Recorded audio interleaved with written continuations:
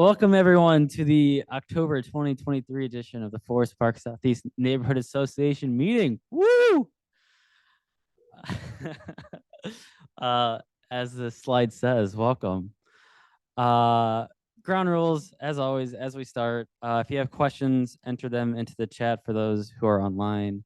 If you are in person, raise your hand to speak so we can provide you the mic and so the people online can hear you speak.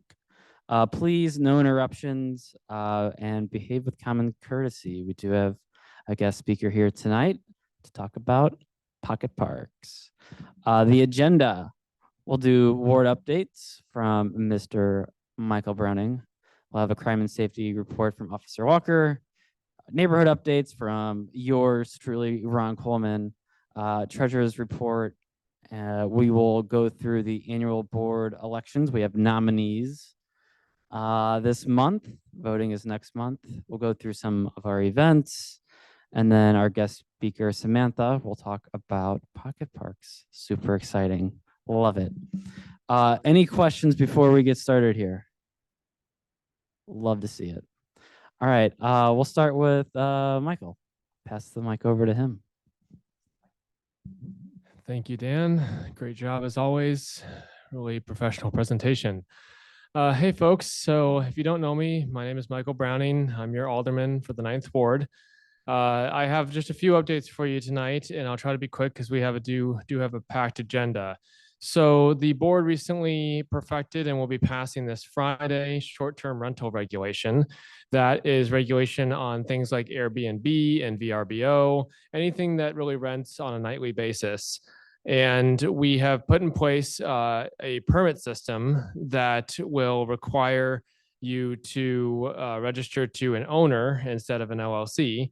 It will be a limit of 4 permits per owner, and you must designate a local short-term rental agent that can respond within 1 hour to any issues.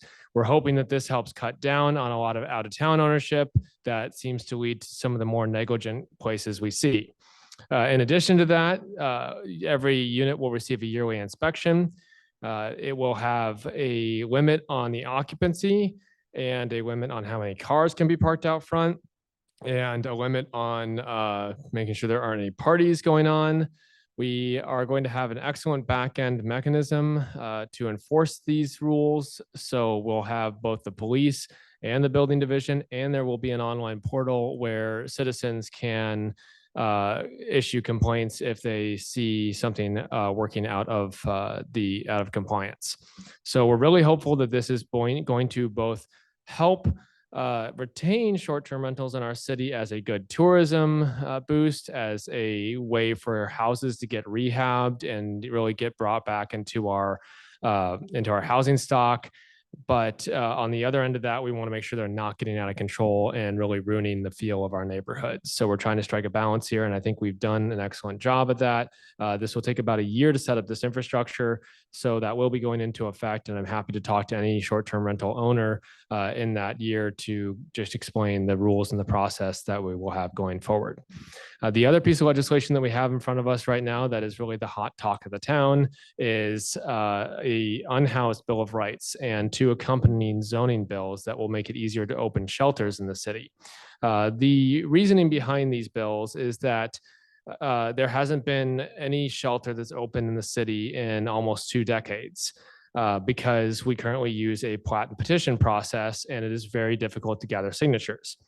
The bill is coupled with this thing that's called an unhoused Bill of Rights. It lays out a bunch of rights for people who are homeless, as well as sets up rules for disbanding encampments.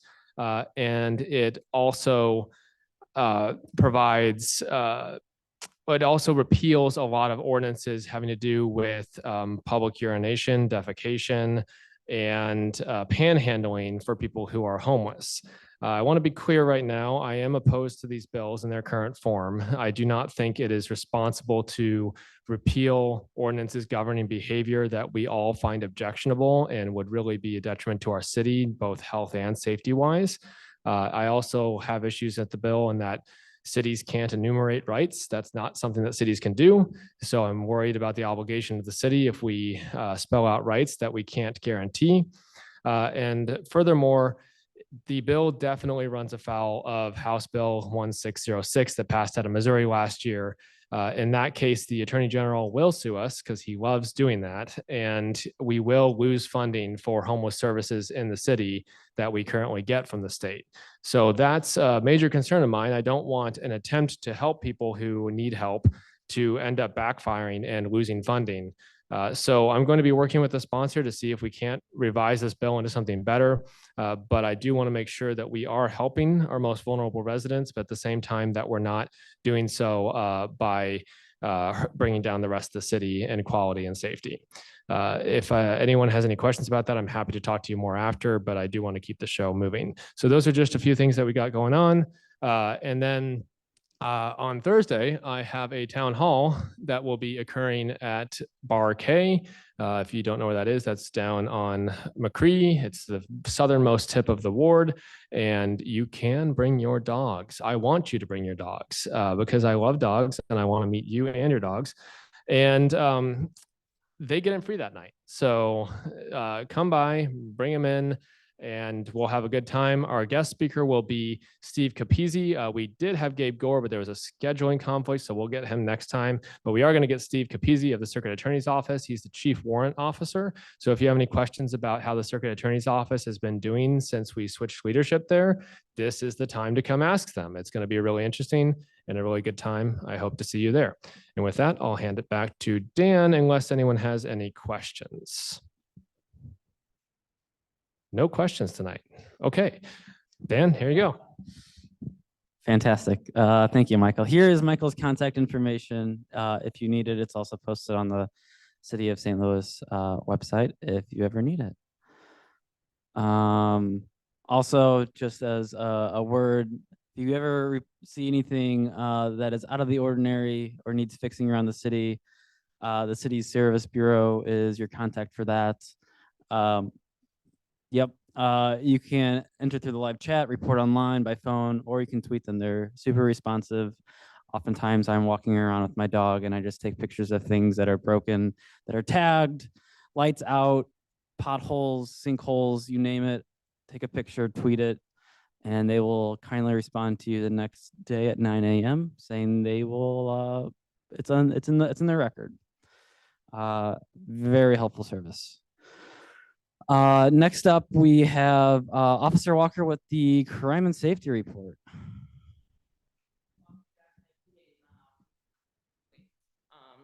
I don't know if you guys are getting it, but I do send out the crime reports every week. I did put some over on the table. It's a spreadsheet of all you guys' crime for the last 3 weeks. I've also put some flyers over there, some of the safety tips about car break-ins, how to protect your car, and some gas pump information. We've had a lot of little gas pump thefts and carjackings and robberies, so just little ways of giving you a fresh reminder to how to be safe at the gas pumps. I had a couple of questions regarding Shoto Park, got from Alderman Browning. I can say that we have stepped up patrols around that area, and if anybody else is seeing any kind of suspicious activity, please give us a call and let us know what's going on and what you see. We did get some information about some unruly behavior around Swan and Newstead. We're also focusing on that area. And also, Dan, I think you reached out to me regarding 1100 block of Kentucky. Got it. I was looking through the cost of service and I couldn't figure out if it was going to be domestic or just some tenant things, but we'll have our, yeah. So hopefully, with that being said, our nuisance property officers and maybe Ron won't have any more headaches with that address over there. But if anybody has any questions for me, any concerns you want to share, let me know. I will step to the side, answer any questions as much as possible.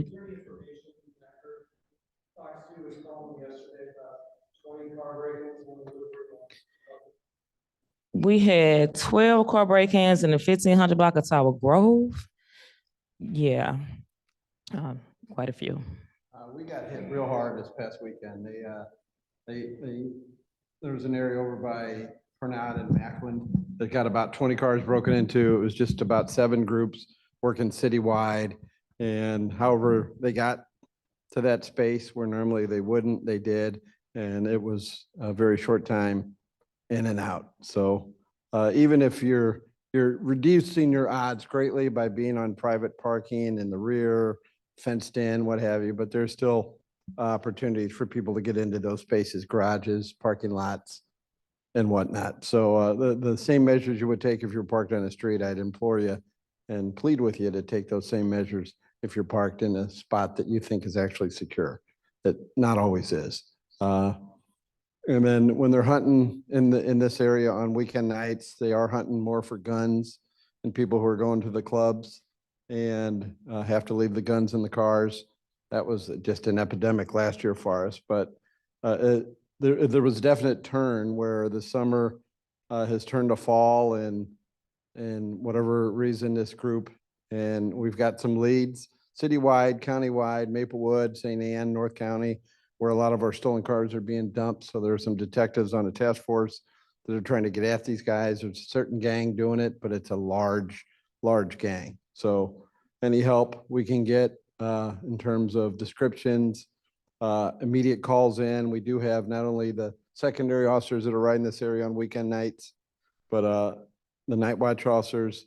911's getting a little better. We're getting some more staffing. So remember, if we don't call in because we've given up on 911, we are now creating a city that doesn't need the numbers we really do need because, oh, they can look and say, look, that we don't have as many calls to 911. I think there's a real fear that we don't have those calls to 911 that we might have a year ago because some people gave up on the system, that they heard some of the stories and some real life scenarios that I found my one in where I was on hold for 10 minutes because a buddy of mine had found a loaded gun on the Hardee's lot up on Hampton. And I listened to him call me on his daughter's phone while he was still on hold for 10 minutes to report this loaded gun. So don't get discouraged. It is getting better and we got to get back into, and I'm sorry if you find yourself in a spot. Most calls are still 80% of them being answered in that first 15 seconds, but there's that threshold that we reach usually on weekend nights or if there's a horrible accident on the highway or whatnot, where you are going to be on hold. If you have to put that phone down, put it on speaker and wait it out. I'm asking you, if it's life or death situation, take measures that you have to take to protect yourself. But if it's reporting a crime that you've seen, even if it's a serious crime, try and stay on hold and rally the troops, have your partner, your spouse, or someone else in the house starting to call neighbors so they can protect themselves. But as long as one person stays on 911, because we do not want to become a city, like I said, where everybody gives up on 911 and then City Hall can look at it and say, well, you know what? When there were 200,000 less calls to 911, there was 1 million last year, 800 this year. Maybe we don't need all the dispatchers. We can't fall into that trap. Anything else for Nicole or I? Could you quickly share the difference between 911 the non-emergency number is truly now for non-emergencies, and there's a voicemail prompts and that will try and direct you to the right place, the right operator. It's frustrating for some folks. When in doubt, call 911. I would say for nuisance things or parked cars that you might suspect are stolen, experiment with it. I've experimented with it and had success the first 2 times I did it.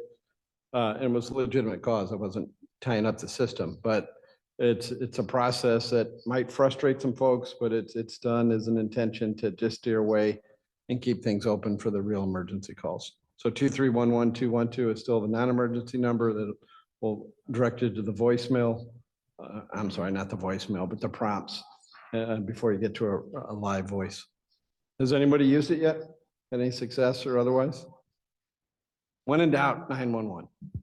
So basically, if the crime is happening and it is current at that time, that's going to be your 911. If it's something that's prior, like the captain was saying, a dirty car, just people loitering outside, making noise, that'd be something like your non-emergency. Mike, were you gonna say something? Oh, just that I used it to report suspicious drug activity. I did get a call back. Good. I've noticed the increased patrols and shadow mark has seen some of the. And we got a third Sky Cop in the district. The Sky Cop's one of our better tools right now, where it's got the wraparound cameras that feed right into our real-time crime center that they can see live, helps us with investigations after the fact, but it's really more as a preventive tool. The show cars, you ever seen the cars that are parked in a spot for 3 or 4 days and it's the old, those have kind of lost their luster and power because we're all driving the big SUVs now. So I think that the folks know that it's just a show car and it's there for visibility. And we've had show cars parked on the Quick Trip lot, for instance, on Kings Highway and still had break-ins and the type of theft we're seeing when a show car is here. So what we're using, we've shifted them now mostly to just kind of be a deterrent for speeding and traffic violations, because there are some traffic cars that still use the Chevy Impalas. So on Grand Avenue or McCausland, for instance, even Choto, you can park it and somebody might think it's a radar car and a traffic car. So we're using them now to try and slow down people, which is a real safety issue in the city, as you know. And if you've ever been hit by an uninsured driver, you really appreciate that we're making an attempt. And our traffic division's targeting certain neighborhoods. If you ever feed it into Nicola, if you've got blocks or areas where they're really dangerously violating some traffic issues that are particularly dangerous to school children in the morning and afternoon, I would say would be a number one priority for that. I'm gonna go to the Tiffany neighborhood, folks. Drop by, so I'll turn the rest of the- I can be Mike. Oh, there's a trunk or treat. Saturday, for the young whippersnappers, Anthony Broadway, we're sharing it with the first district, so I'm sorry it's so far south. And I put it on Expert yesterday and all the comments, whatever. From the county, it's just one south, so.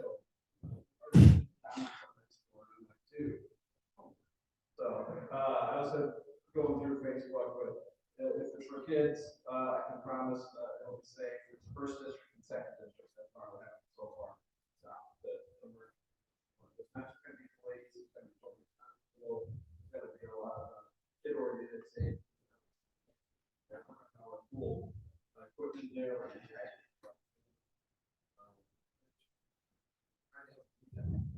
Weekend where all the parties are. So it's this Sunday, 1 p.m. to 3 p.m.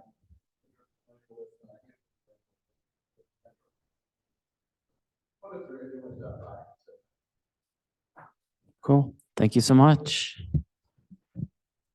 Next, we will turn it over to Ron Coleman with any neighborhood updates. Thanks, Dan. Good evening, everyone.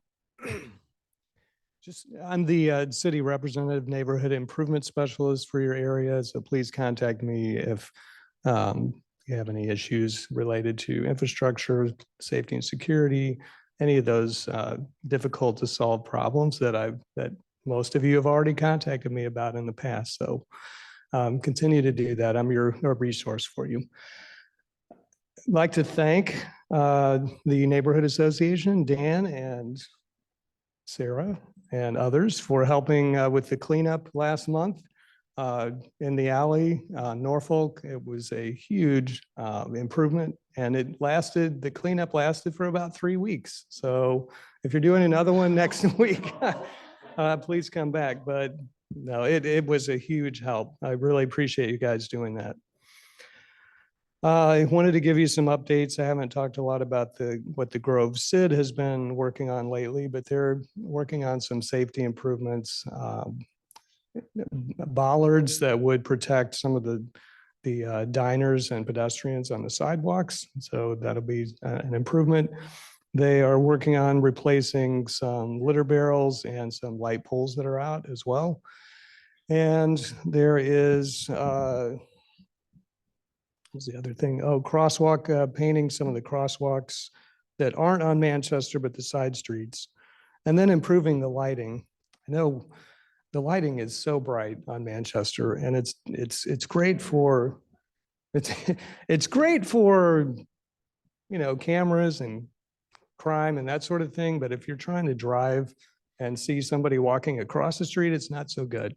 So they're looking at reflectors that would point the light back down to the sidewalk and not shoot up in the sky so much. So that should help with pedestrian safety. I'm excited about that. And let's see, then speaking of lights, it's getting dark earlier. So please Since I'm not always out in the evenings driving through the neighborhood, please turn in any lights that are out to the Citizen Service Bureau that Dan put up there earlier. Or if they're your alley lights, call Ameren UE. They are maintaining the alleys, not the city. Finally, a couple other things. Bulk pickup, they're 6 weeks behind, actually 2 weeks if you don't count the 4 weeks that they've almost caught up.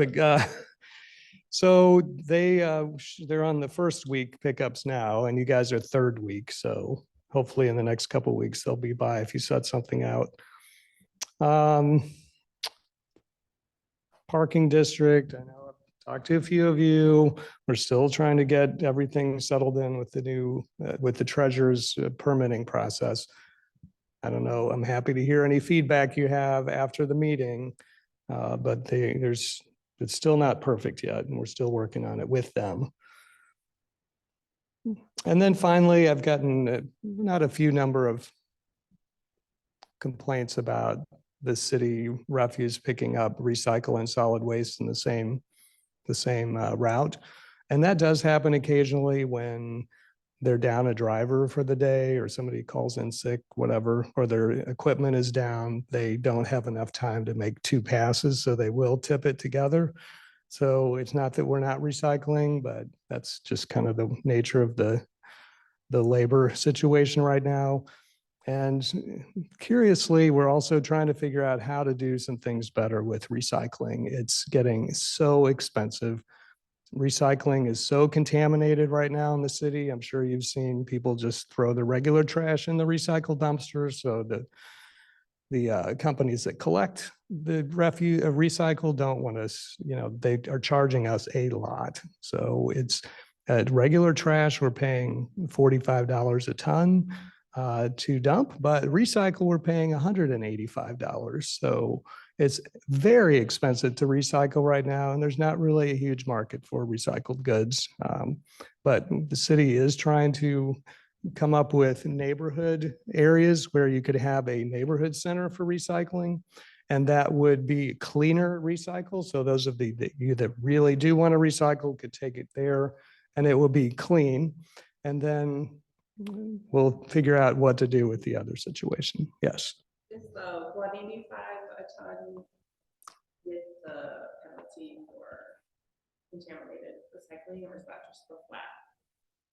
That's a good question. I don't know if that's a good question. I was only told by the budget director that that's what the city is paying, and that may be with a penalty. But that's a good question. At any rate, it's three or four times as much. So, okay, well, excited to move on with the agenda. Any questions? Okay. Sure. Sure. The bulk recycle location that Ron is referring to, Brightside had reached out on possible locations that are public right away, so like streets or alleys, and then if there were any like possible private partnerships that would accept it on like a large lot. The suggestion that we had shared with them was between Woodyard Lofts and the building on, I believe it's behind Hunt on Newstead.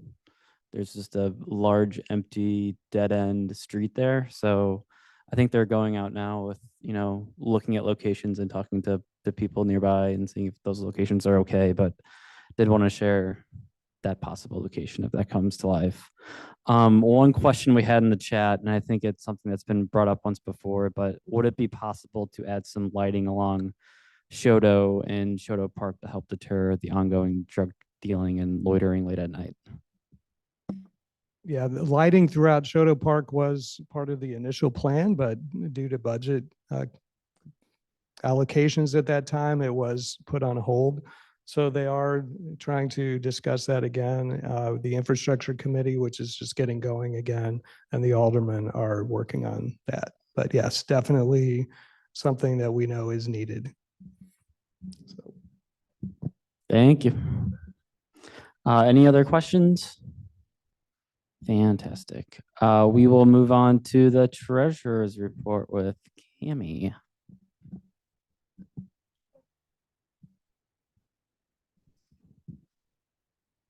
All right, so for the month of September, which is when we had our great gathering, so a lot of action with our account.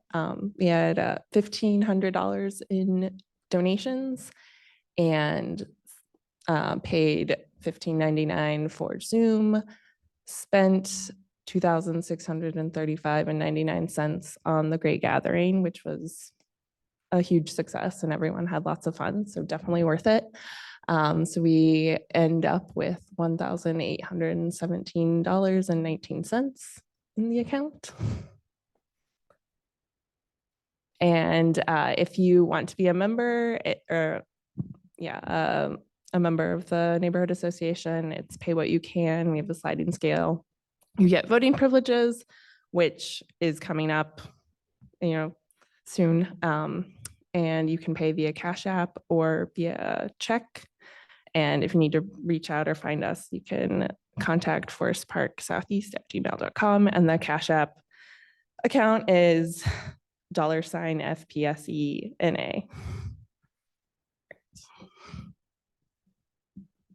Any questions over the lovely treasurer's report? Great. As Cami had mentioned, 2024 board elections are coming up. We are accepting nominees right now. Board elections are in November. All positions are open for any resident to nominate themselves for it. Any position, president, vice president, secretary, treasurer, and member at large. Nominees and to vote, you must be a dues paying member. As Cami mentioned, membership is pay what you can. In years past, it was either $10 or $20, but we're trying to make it more accessible for anyone to be a dues paying member and to run for board. Name and position of the nominee must be made by the end of tonight's meeting. Those current nominees are for president, myself, Mark Mangapora made a written statement. He is not here tonight, but submitted a written statement that he would nominate himself for vice president. Secretary, Cami, treasurer, Ev, and then member at large, Sarah Kogan.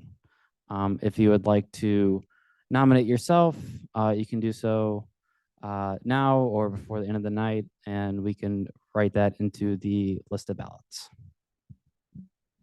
Yes.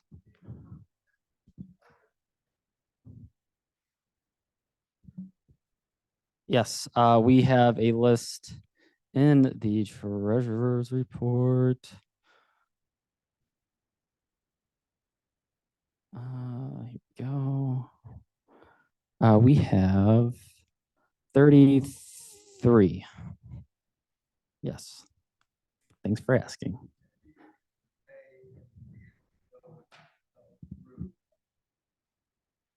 Yep. Yep. As long as you pay before we take the cast for ballots, good to vote. It will be a mix of, as we've done in the past, we've done it both in person and online, again, to make it accessible to everyone. So those in person at the meeting will have pen and paper, and then online we'll do a Google form, and people will be checked to see if they are a dues paying member before we go into vote. Cool. Yes, sir.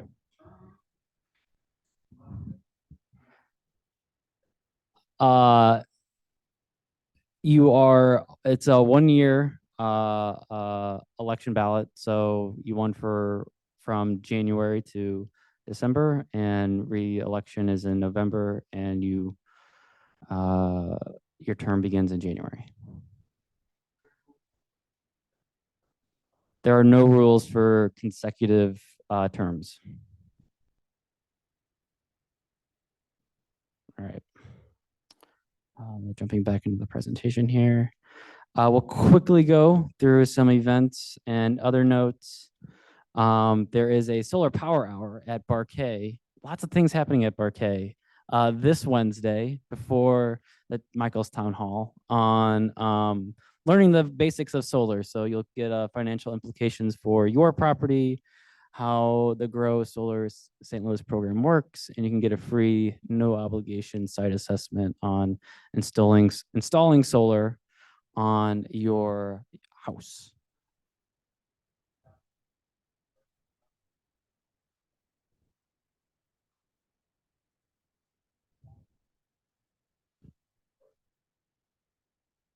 And actually, next month we are having somebody come and speak on solar installation and exactly what Michael had just mentioned, the rebates that are happening for qualified individuals. It's pretty generous right now. So she will come and speak on that next month, and it should be pretty exciting and informative.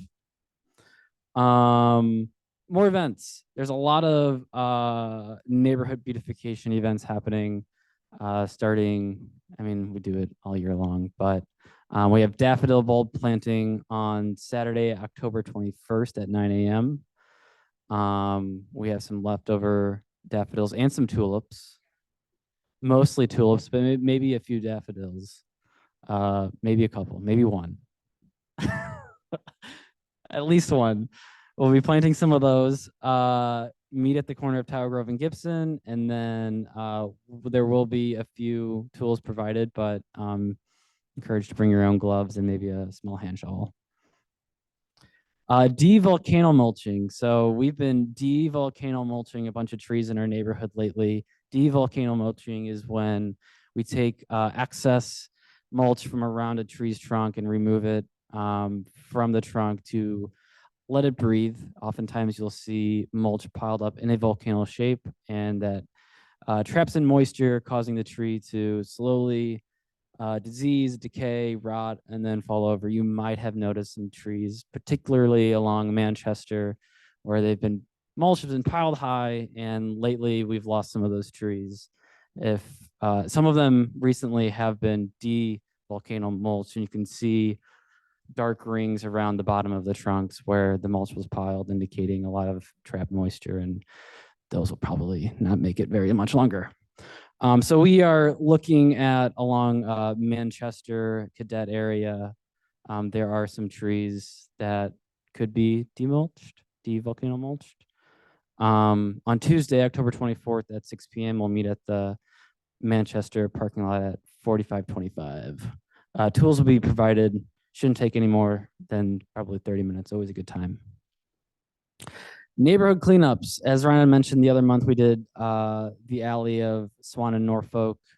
Typically, we focus on the lawns and along the curbs of the streets to pick up trash.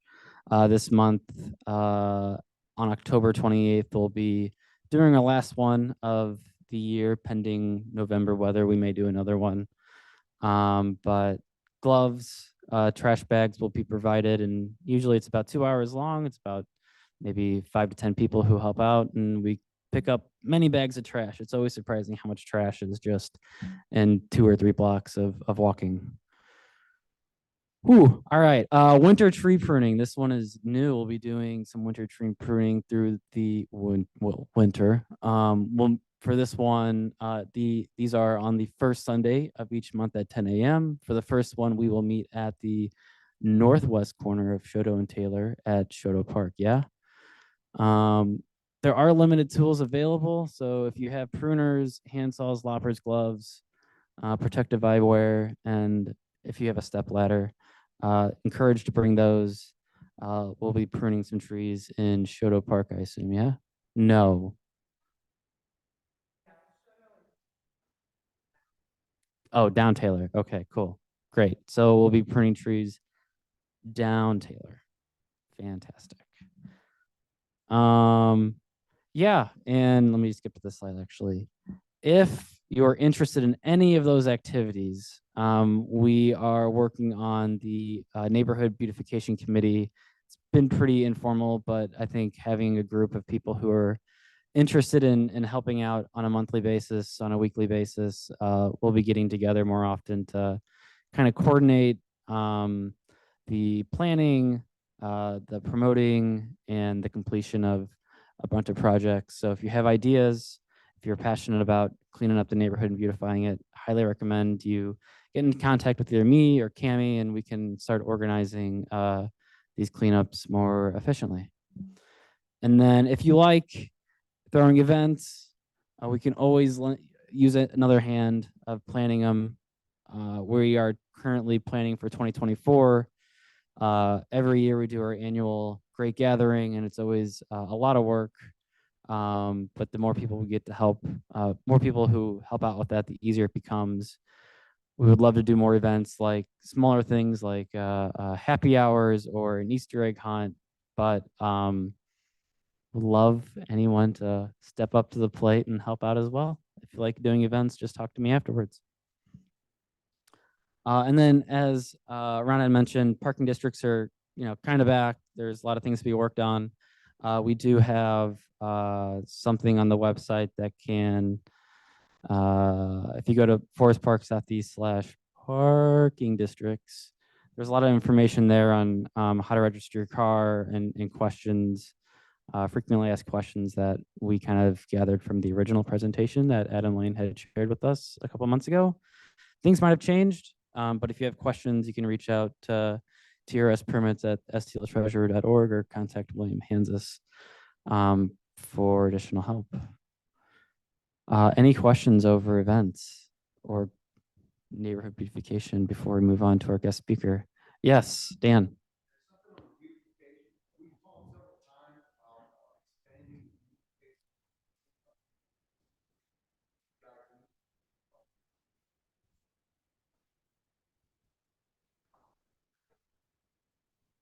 Yeah.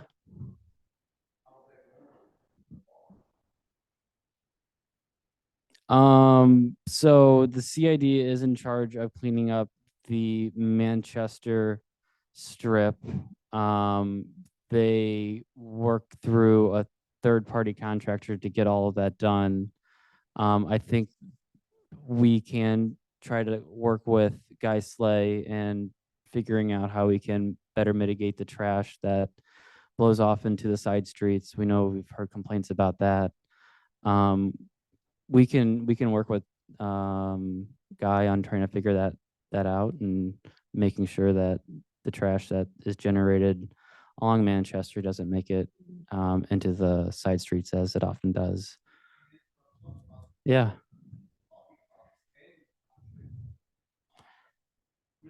Oh, I'm not familiar with that conversation.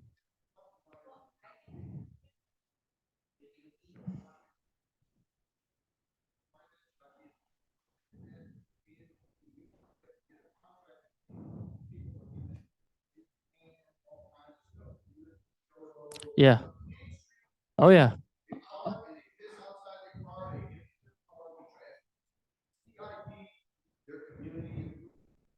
Sure.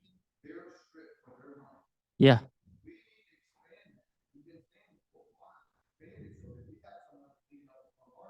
Yeah, I mean, we can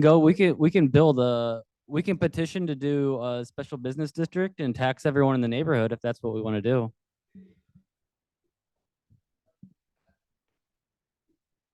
Okay, yeah, we can talk about this.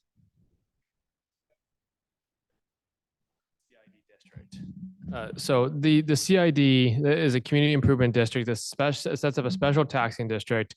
They can only spend the money they get from that, and it's gained from sales taxes on the business they do on the strip. That can only be spent within their boundaries. So if you look at the map, that really includes just the Manchester strip, and then it goes down a little on Vanaventer.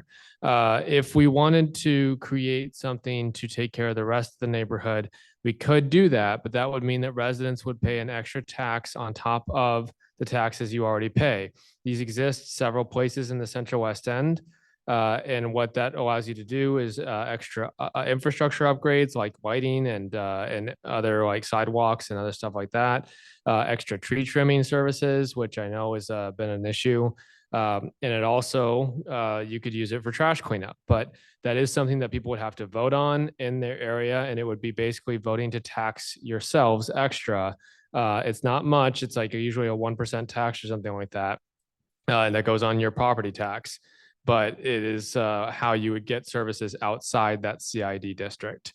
So, hey, Mr. Alderman, what I was talking about, we don't want to pay extra because of their having a party and everything. What we're trying to do is find the money to the city. You know, there's money in your budget for our district. Are we still splitting that up? Is there a way we can get together as maybe a committee or how we can do it, where we can find the funds? What I'm trying to work. Yes, so if we were to do something, it would have to be through the city, and yeah, we can certainly look at that. I know we do volunteer cleanups right now, and it's fairly effective, but it's a problem. Yeah, yeah, it's the trash is a problem throughout the city, and We're yeah. talking about because of their parties and because they're making five rides and then their big roll fest, is what I'm saying. So if we could get a meeting where we talk about that and possibly include that, they were open to it years ago. Okay, yeah, I'm happy to talk about them with it. I agree with you. It's a problem. I just trying to figure out in my head where the funding will come from. So, yeah. All right. Cool. Any other questions before we move on to our guest speaker, who's been very kind and waiting for her chance to talk and present to us tonight? Awesome. Very excited to have Samantha here to talk about Pocketparks. I will turn over the mic to her, and you just let me know when I need to flip to the slides. All right. My slide flipper. All right, awesome. I've attended a lot of community meetings like this, and you guys are super organized and obviously very passionate with your events. So I'm already excited to share what we do at Pocketparks. Again, I am Samantha Smugala. I'm the president and founder of Pocketparks, and we're a nonprofit that transforms vacant lots into little community parks. So tonight I'm just going to go over kind of who we are, how we do this, and share some of our projects with you. So at each of our slides, you'll see one of our projects, and this is our downtown location at 10th and Locust. Just a little background, we started this park with $900 and a can of paint.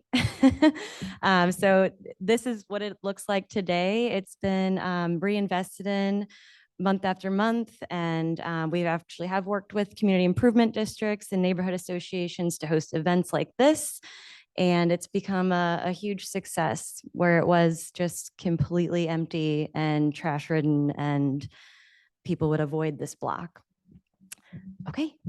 So as I mentioned, 501c3 nonprofit, we transform vacant lots into beautiful, active community areas. This is our West End Park location. We do this through many different ways. It's very important to us that we keep things accessible, and I'll kind of talk about how we can make this process a little bit more achievable, low cost, very sustainable.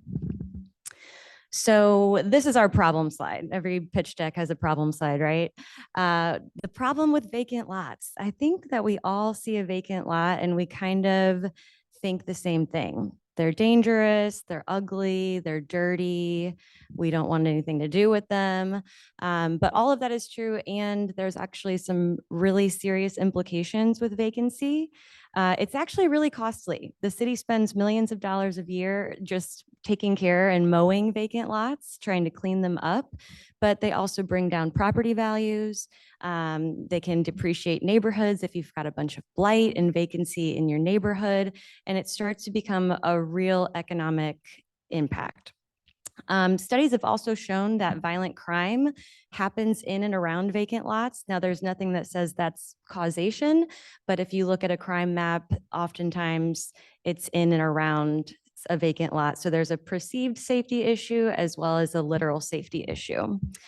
And what I think is probably the most important is that they also have a severe mental well-being impact. If you can imagine, and maybe there are people here who have grown up in a neighborhood that had a lot of dumping or blight or vacancies. And if you're living in that neighborhood, it's probably hard to think that somebody cares about you, that the city cares about you. So it starts to impact your self-worth as a person.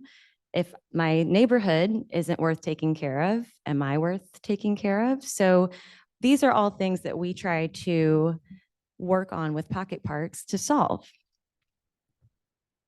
So what we do is we invest in these underutilized lots. We don't work on millions of dollars. We work on thousands of dollars. And we also continue to maintain and activate. So we don't just build and leave. We remain part of the community. Beautification inspires pride, it inspires respect for a community. So artwork is always included. We also work with local community members to develop, to maintain these parks. So there's a little bit of economic job creation there. And we continue to activate space. We make sure there's something to do at the park so that people continue to come back and visit the park so it remains more walkable in that area. It feels safer. There's always people who are kind of coming and going. And this is probably one of my favorite statements in the presentation. We're weaving vibrant spaces into the urban fabric. So they're not just little parks. They actually provide a lot more than that. Again, increasing safety, inspiring community pride. It can build social capital. There's a lot of little benefits that just build up the ecosystems of our communities. So how do we do this? So this says we engage the community. I should really rewrite that to the community engages us. We don't go into a community and say, you need a park. It happens pretty organically. The community members come to us, they're interested in our program, and we just help the community meet their goals. We take them through community engagement, through the design process and implementation, and we'd have a fun little ribbon cutting ceremony. So community engagement looks different in every neighborhood. We are working on our 5th park location right now, and it's never the same, no matter where we're going. Some community members are really tech savvy. They have no problem filling out online surveys or connecting with us on social media, but that's not everybody. So we also do canvassing throughout the neighborhood. We deliver pre-stamped postcards that allow people to vote and send it right back to us. And then one of my favorite things that we do is we host a pop-up park event, and it's with the community. We invite other community vendors and organizations to be a part of this. So it's not just a Pocketparks event, it's really an event for the community. And it showcases what this lot can become, the potential of the vacant lot. And of course, we have our little sticky votes, as you can see in that poster, so people can vote at the event as well. We take all of that feedback, which in our process can be as short as 3 months. It really just depends on how fast the community wants to go. But we're not focusing on an entire neighborhood plan. We're focusing on one small piece of ground, right? So we can work pretty quickly with community engagement. We're really hyper-focused on the 10-minute walking radius around this park. So we take all of that feedback and we go to work on a design. Our designs are really strategic to make sure that they are low cost, easy to maintain. We use a lot of tactical urbanism, so that's kind of semi-permanent structures. That way, if something needs to change, we can change it. Maybe we get it wrong. That's okay. We're learning and we're growing with the community. Maybe the community decides in a year that they want it to be something else. No problem. We can do that. So this has been kind of an interesting thing that we do, trying to remain very flexible and agile, but it's been a really rewarding experience, especially as we continue to evolve these parks with the community. 3 things that we always include, again, artwork. Artwork is so important, not just because it's pretty. It can start conversations, it can inspire new ideas, it can inspire people to vote. There's a lot of really engaging things when it comes to artwork. It's a reflection of the community. Activation, what's there to do at the park? Wanting people to keep coming and going. That can be as simple as taking a selfie. If people are coming to the park to take a selfie, it's keeping it active. It could also be chess tables, tetherball. We don't ever, we haven't yet, I shouldn't say ever. We haven't engaged in sports courts yet, just because those are more permanent structures, require a lot more capital and maintenance. We want to make sure that we're building things that are, again, sustainable for our team and the community to take part of. But, maybe someday I could see us doing a sports court. And then opportunity. So art activation, how is the community using this space? We really like to design multi-purpose spaces that can be overflow for the coffee shop next door, can be a space for a family to have lunch. Maybe it's a space for the community to host events. We want to make sure that this space is providing value. So a few different logistical things. We don't start a project unless we have access to land, and that could even just be a lease. We don't necessarily have to own the land. And $5,000. We know that we can be dangerous with $5,000. So we don't like starting community engagement unless we have those two things, because we don't want to start getting everyone excited and then we say pause. That does not build trust. So, starting the process and just sharing with you all how we work transparently, I think is important. So after we have $5,000 in land access, we start the process. Again, very accessible materials. We get materials from Home Depot. We get them off Amazon, solar string lights on Amazon. They are great. So we get things that anyone could really buy, any one of us. And I think, again, that shows how accessible it is to transform space and make it something beautiful. We work on volunteer efforts and also hire contractors from time to time. And we also invest in sustainable native landscaping, because we know that natives tend to, once they are established, take care of themselves, less weeding, less gardening that we have to do. So we, again, don't just come into the community, here's your park, see you later. We become part of the community. We attend community events like this. We ask, how do you want to use this park? Some communities love events like pizza in the park or wine and paint in the park. We've done movie nights, vendor markets. So we make sure that we're helping to activate the space and continue to maintain the space so it does not become another burden for someone to take care of. So really, in closing, these spaces are more than just parks. They're more than just places to gather or to be in nature.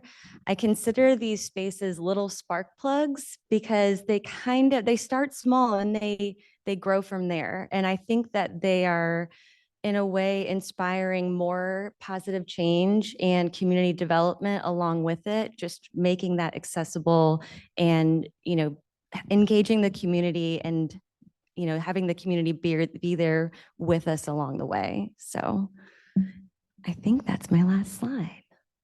It is. And there's my email. So our website is pocketparks.co. My email is on here, samantha.lee@pocketparks.co. Please reach out to me if you guys have ideas for where you want a pocket park. Like I said, we're working on our 5th park location right now. I think we might sneak a 6th in there before the year's over. And we're planning our 2024 roster. I don't know. Can you do a park roster? So thank you guys for having me. Are there any questions? Yes. Oh yeah, we record it for a podcast. So in terms of land access, do you guys help, like if it's privately owned, do you have a system of like a contract for renting that and like being able to contact the owner if the community might not know the owner? So when it comes to land access, we have worked with the city to lease land and to purchase land. What I would like to do in the future is really push for the community and help the community purchase that land, so your neighborhood organization remains in control always. When it comes to privately owned land and the owner isn't ready to quite let that go, we can work with them on an agreeable, triple net lease is what they call it. Essentially, there's a very low rent, if anything, maybe like $1 a year, $1 a month. And then we pay for all of the investment, any utilities we bring on site, et cetera. And this is a model that I think is super attractive and interesting, because maybe that property owner wants to wait 5 years to see what happens with the neighborhood. Well, that doesn't really do anyone any good. But if we're investing in the property and it's also doing good for the community, their property appreciates. We're using this for something that the community finds valuable. And in 10 years, if that wants to become something else, it can be. Our organization is really about reducing vacancy.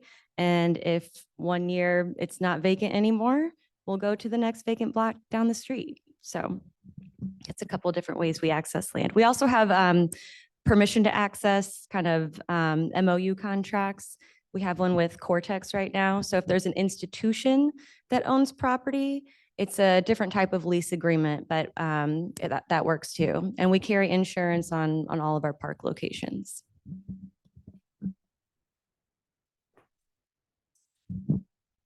I don't know if it was you that I emailed, but I emailed someone at Pocketparks about the end behind the parking lot of Urban Chestnut, which I think would be a great location because there's a lot of Urban Chestnut customers, all the Grove people, and I'm sorry if I never replied to the email. It's been busy, but my question is, if that's a good spot and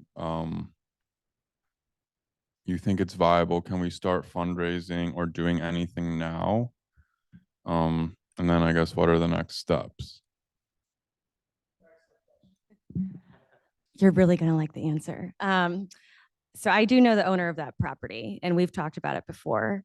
And I'm going to see him tomorrow, actually, which is so crazy. This is serendipitous, but I think that would be a great spot. It's very visible and people are walking down it all the time.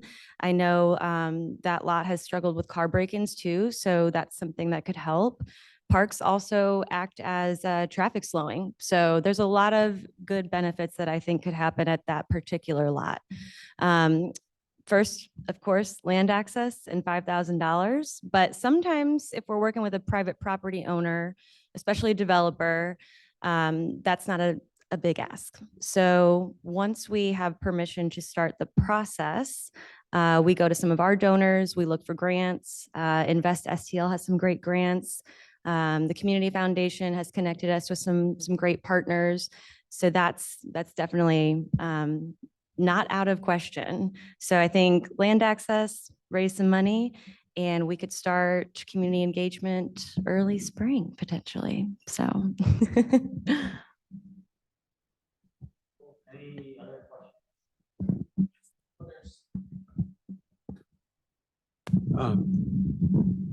My wife and I reside at McCormick House, which, you know, is 4575 Cadet.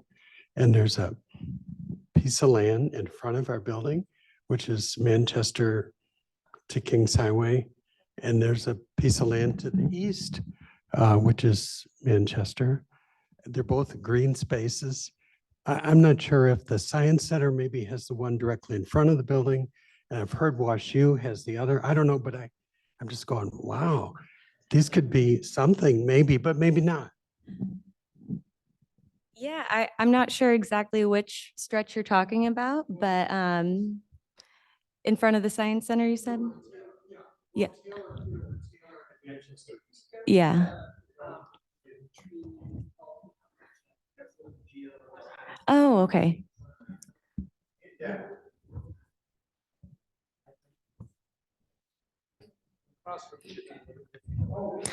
Oh, yes. Okay.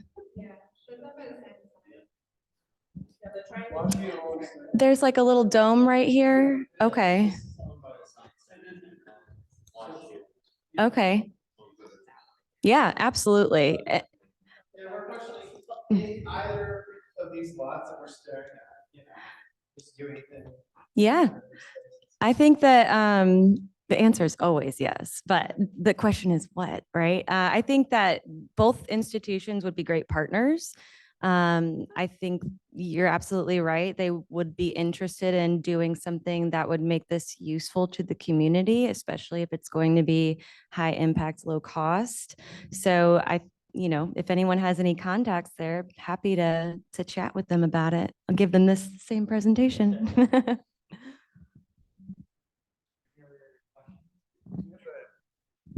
Do Do you have a board of directors or is everything just you volunteering? Great question. So board of directors, we do have a board of 4 right now. We're looking for more board members. And we have an advisory board. Maxine Clark's on our advisory board. She's been a great just connector, really, and advisor.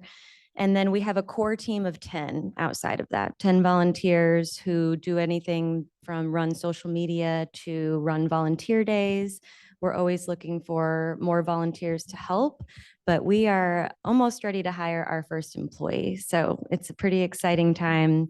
I don't think people normally think of nonprofits as a startup, but it absolutely is. And just like any other business, you need capital to grow, and we're at a really exciting growth time for Pocketparks. So, While we're talking ideas for Pocketparks in our neighborhood, there's a vacant lot between the post office and what used to be Firecracker Pizza. It's a lot smaller, and I've like always wanted to do something there, but don't, yeah. it's owned by the post office. Just a little hangout. Oh, perfect.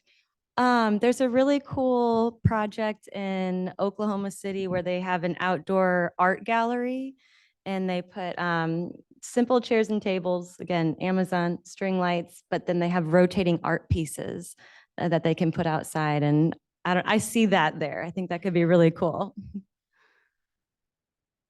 Well, I love all these ideas. Yeah, this is great. So I guess if you guys are interested, of course, I will talk to my contact about the lot near Urban Chestnut. But any other ideas, please send them along. There's actually a park applications process on our website. So go out there, check it out, fill out the application. It doesn't matter if you know the owner of the lot. If you just want to throw it out there as an option, we can always help you navigate that process and take on the next steps. So thank you for having me. Thank you so much. We had invited Samantha because of feedback given to us about interest in Pocketparks and beautifying the neighborhood, and Pocketparks came to my mind. So very familiar with the organization. Glad you were able to come out. Keep us updated. Keep me happy to share out any progress that's made.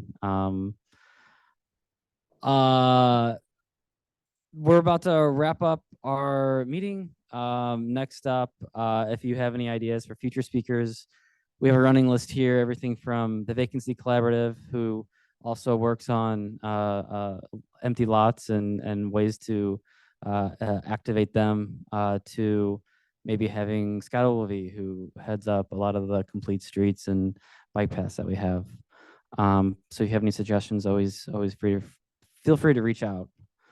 Yeah. Same thing I just said. Yeah, next up again, town hall this Thursday at Barquet, daffodil planting, tulip planting. This Saturday, meet at Tower Grove and Gibson, and then de-volcano mulching next week, followed by a cleanup event, winter pruning, and then our next meeting on Tuesday, November 21st. And that concludes our October edition of the association meeting.